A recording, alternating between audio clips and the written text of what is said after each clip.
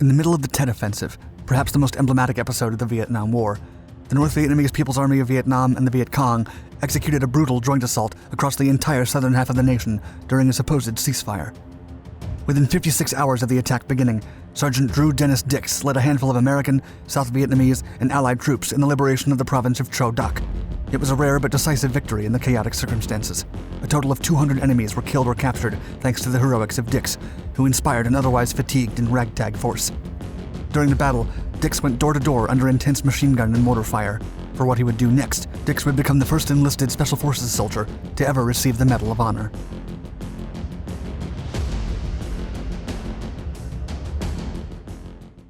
The stage.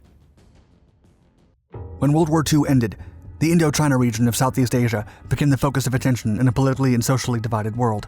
After French colonization and later the occupation of the Nippon Empire, the vulnerable territories of Vietnam, Laos, and Cambodia underwent complicated political and geographical reorganizations. On their part, the Vietnamese triumphed over their French oppressors, led by communist leader Ho Chi Minh. Their victory can be mainly attributed to the guerrilla strategy they employed, which would become of crucial importance in the following decades. The frontiers of the former Indochina colony had been reorganized by 1954. Laos and Cambodia were settled without delay. But the conflict between communist and capitalist ideologies inside of Vietnam was increasingly evident. The country was dissected across the middle, along the 17th parallel. It divided the communist faction to the north, with the capital city in Hanoi, and the capitalists to the south, with the capital in Saigon. A referendum was due by 1956 to settle the unification, or else the definitive separation of the land. However, South Vietnam held elections and founded the Republic government in 1955, much to the disgust of the communists residing in the south. However, the Viet Cong resistance was born. The United States began supporting the southern government as the USSR and neighboring China supplied the north, initiating an exhausting war that would extend for 20 long years. In early 1968, the general offensive and uprising of Tet Mau Tan was launched by the North Vietnamese Army and the Viet Cong forces in the south. In total, 38 out of 52 provincial capitals were attacked simultaneously. The capital in the south, Saigon, was besieged, and even the U.S. Embassy was assaulted. American morale on the ground was already low, not to mention the wide rejection of the war by the U.S. citizens and general public. But the efforts to keep communist forces at bay held firm. The U.S. Army's strategy soon shifted, however, to emphasize the training of local civilians in South Vietnam to take control over their country and stand up for their ideals. It was a task for the U.S. Army Special Forces. The hero. Drew Dennis Dix was born on December 14, 1944, in West Point, New York, but he was raised in Pueblo, Colorado. Growing up, he had the very clear purpose of joining the Special Forces as a Green Beret, so when he was 17, while in high school, he had the opportunity to approach an Army recruiter. Young Drew was not old enough to be part of the Special Forces. Instead, at 18, he joined the Army 82nd Airborne Division at Fort Bragg, North Carolina, where he started his service in 1962. During the U.S. military intervention in the Dominican Republic Civil War in 1965, Dix served in Operation Power Pack to help restore the order. After 3 years of service, he was finally old enough to be accepted into the 5th Special Forces Group. Back from the Dominican Republic, he began his Special Forces training at the age of 21. By the time he was deployed to South Vietnam in 1967, he'd been promoted to the rank of Staff Sergeant. In October of that year, Dix arrived in Cam Ranh Bay, expecting to engage in combat. However, he was sent to Chau Pho, the province of Chau Doc's capital city, near the Cambodian border. The young sergeant was assigned as a Special Forces advisor for the CIA and a military advisor for the Army of the Republic of Vietnam. Sergeant Dix spent months gathering intelligence and training the local South Vietnamese, naturally winning them over with his skillful leadership.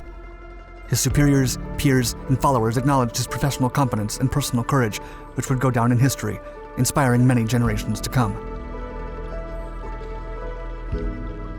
It all begins. During the Lunar New Year celebration of Tet, in late January 1968, there was a 3-day truce between the combatants. However, Sergeant Dix felt uneasy due to the intelligence he had at the time that pointed to a robust attack from the North Vietnamese during the festivities. The massive assault would be remembered in history as the Tet Offensive.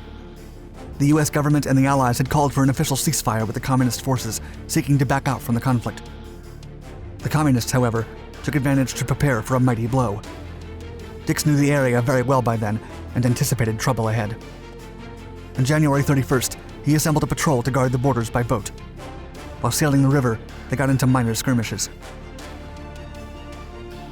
The sergeant radioed the base for reinforcements, only to find out the Viet Cong forces had already struck the city, breaking through the unguarded defenses. The patrol quickly made its way back, landed on Cha Phu's beach, and was met by heavy enemy fire. In an interview for the U.S. Department of Veteran Affairs, the now-retired Major Dix recalled that, quote, "It was clear that the enemy totally infiltrated the city before they had initiated their attack. They performed a magnificent, clever infiltration." On arriving, Dix realized the situation was a lot more serious than he had anticipated. It is estimated that 2 whole Viet Cong battalions invaded Cha Phu. The sergeant learned that several civilians had been killed or captured. Among them was a civilian volunteer nurse, Maggie O'Brien, and other Americans who hadn't been heard from since the attack commenced. Dix, of his own accord, assembled a small force of local soldiers and 2 Navy SEALs, and the group set out to rescue the nurse. Heading to Maggie's house, the group had to dodge the enemy fire coming from the roofs, but they, quote, "just kept going." When they arrived, the entrance showed signs of an intense attack, with thousands of bullet holes in Maggie's vehicle. To make matters worse, the iron gate was locked. Part of the squad stayed at the front, suppressing fire. Dix and the others were thinking about going around the building, but there were enemies at the back. "Maggie," Dix called out at the gate. There was no response. After a moment, he heard Maggie reply, "Yeah, it's me." "Get the key," the sergeant urged her. The building was falling apart, and there was debris everywhere. Fortunately, the nurse found the key easily among the rubble, and her rescuers got her out safely. As the major recounted in his interview, he started feeling optimistic about how things were turning out, and he managed to convey that to the indigenous troops. His confidence was so contagious that the locals followed after him without hesitation. He saw his force grow one by one. Later that same day, Dix gathered another group to perform a second rescue mission.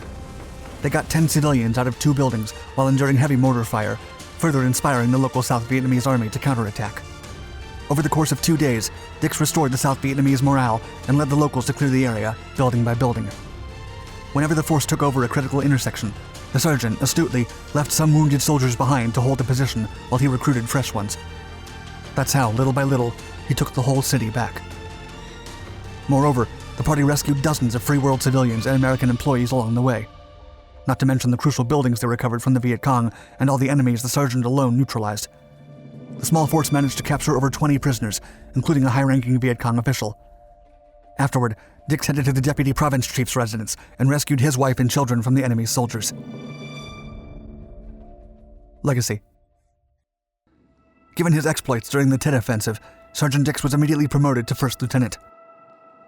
Dix was awarded the Vietnamese Cross of Gallantry, and upon his return to the United States on January 16, 1969, he became the first Special Forces soldier to receive the Medal of Honor. President Lyndon B. Johnson, days before being succeeded by Nixon, decorated the extraordinary soldier and human being as follows, quote, "For conspicuous gallantry and intrepidity in action at the risk of his life above and beyond the call of duty, Staff Sergeant Dix distinguished himself by exceptional heroism while serving as a unit advisor. Dix's personal heroic actions resulted in 14 confirmed Viet Cong killed in action and possibly 25 more, the capture of 20 prisoners, 15 weapons, and the rescue of the 14 United States and Free World civilians. The heroism of Staff Sergeant Dix was in the highest tradition and reflects great credit upon the U.S. Army." In addition to the Medal of Honor, Dix had a building dedicated to his name in July 2014 by the 5th Special Forces Airborne Group. Sergeant Justin Muller from the 5th Special Forces Public Affairs Office narrated how his exemplary service in the group awarded him the inscription of the Special Operations Complex of their 4th Battalion. As Lieutenant Colonel Joseph Locke, commander of the 4th Battalion, put it during the emotional ceremony, quote, "Dix was successful not only because of exceptional bravery, heroism, and audacity in the face of overwhelming odds, but because he was able to win the hearts and minds of an indigenous force. He treated them like brothers, or inspired by his heroism, they willingly risked their lives to defeat a far numerically superior enemy force."